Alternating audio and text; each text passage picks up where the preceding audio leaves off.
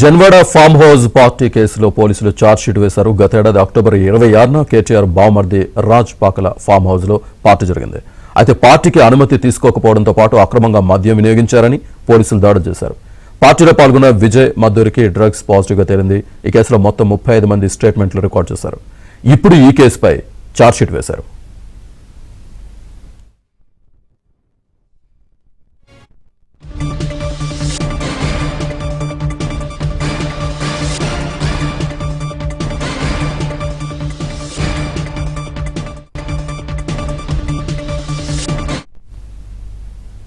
ఇదే అంశానికి సంబంధించి పూర్తి డీటెయిల్స్ మా క్రైమ్ కరెస్పాండెంట్ ప్రవీణ్ అందిస్తారు. ప్రవీణ్,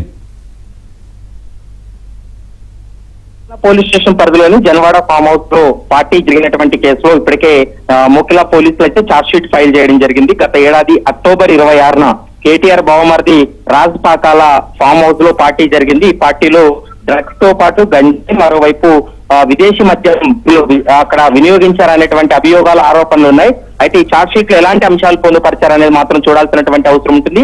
మరోవైపు పార్టీకి అనుమతి తీసుకోకపోవడంతో పాటు అక్రమంగా మద్యం వినియోగించారని కూడా అక్కడ ఎక్సైజ్ పోలీసులతో పాటు ల్యాండ్ ఆర్డర్ పోలీసులు రైడ్ చేశారు.